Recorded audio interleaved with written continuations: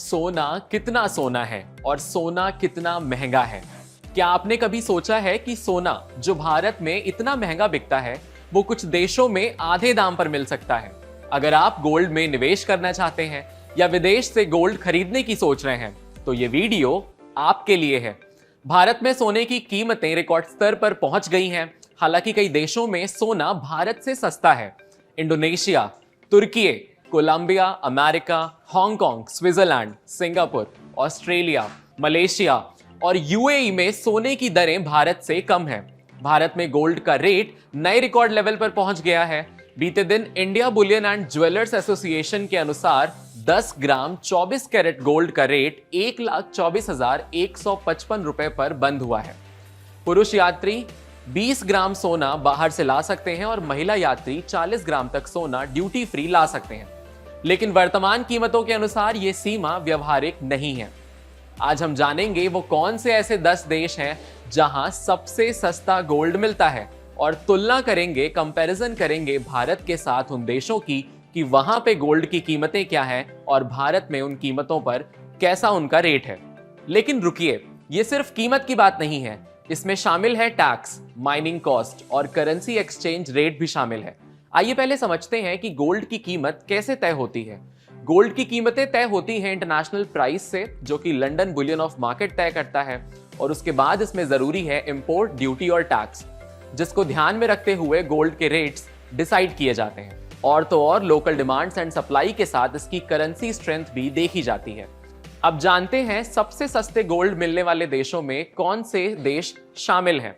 पहला, यूएई यानी दुबई में सोना $58 प्रति ग्राम है। इसका कारण है कि नो इंपोर्ट ड्यूटी और टैक्स फ्री शॉपिंग से वहां पर इसका ये रेट है, क्योंकि दुबई को सिटी ऑफ गोल्ड कहा जाता है। हांगकांग में प्राइस $59 प्रति ग्राम है। इसका कारण है मिनिमल टैक्सेस और एफिशिएंट मार्केट, और यहाँ का इंटरनेशनल प्योरिटी स्टैंडर्ड यानी उसकी शुद्धता का जो माप है वो काफी अच्छा है। सिंगापुर में $60 प्रति ग्राम है। इसके पीछे की वजह है no GST on investment gold पर और वहां की संतुलित इकोनॉमी यानी अर्थव्यवस्था। थाईलैंड में इसका प्राइस $61 प्रति ग्राम है। इसकी वजह है क्योंकि यहां पर सोने की लोकल रिफाइनिंग होती है और इसे बनाने में लेबर कॉस्ट भी कम लगती है।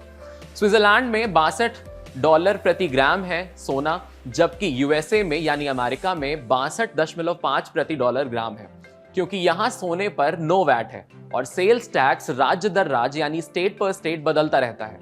साउथ अफ्रीका में इसका दाम $63 प्रति ग्राम है। इसका कारण है क्योंकि यहां भी इसकी बनावट और खनिज करना दोनों सस्ता है। मलेशिया में इसके दाम तो काफी कम है, क्योंकि यहां इस पर टैक्स और इसकी प्रोडक्शन में कम कॉस्ट लगती है, यानी इस पर बनने वाली जो लागत है वो कम है। कतर में $64 प्रति ग्राम है, क्योंकि यहाँ ड्यूटी फ्री पॉलिसीज हैं और गल्फ डिमांड ज्यादा है। अब बात करते हैं भारत की। इंडिया, जहां हाई इंपोर्ट ड्यूटी है 15%, जीएसटी 3%, और तो और सोना भारत में वैसे भी अपने असली रौब में रहता है। एक बात और भी है, क्या आपने कभी नोटिस किया है कि हर बार धनतेरस या दिवाली या किसी पर्व के आसपास सोना महंगा क्यों हो जाता है? अभी कुछ हफ्ते पहले सोना 6600 प्रति ग्राम था भारत में और अब 6900 पार कर गया।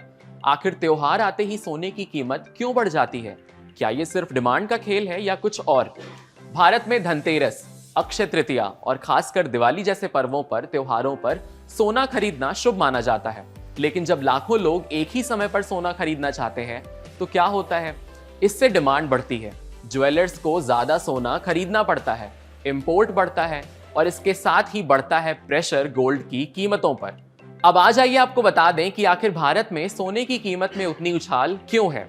क्योंकि इसमें जुड़ते हैं बहुत सारे कॉस्ट एलिमेंट्स। इसमें जुड़ता है इंपोर्ट ड्यूटी जो है 12.5%, जीएसटी 3%, मेकिंग चार्जेस 8 से 15% और रिटेलर का मार्जिन भी इसमें शामिल होता है।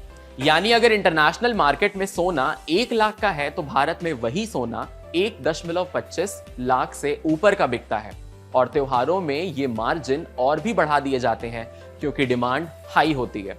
तो अगली बार जब भी आप विदेश जा रहे हो तो अपने सोने की खरीदारी को प्लान में जरूर रखें, लेकिन याद रहे भारत में लिमिट से ज्यादा सोना लाने पर कस्टम ड्यूटी भी लगती है। 20 ग्राम तक बिना ड्यूटी महिला के लिए और 50 ग्राम तक पुरुष के लिए, सिर्फ पहनने तक के लिए है। इन्वेस्टमेंट के लिए सोना खरीदना हो तो ETF या डिजिटल गोल्ड भी एक अच्छा विकल्प है। अगर आपको हमारी वीडियो पसंद आई हो तो इस वीडियो को लाइक करिए, शेयर करिए और सब्सक्राइब करिए।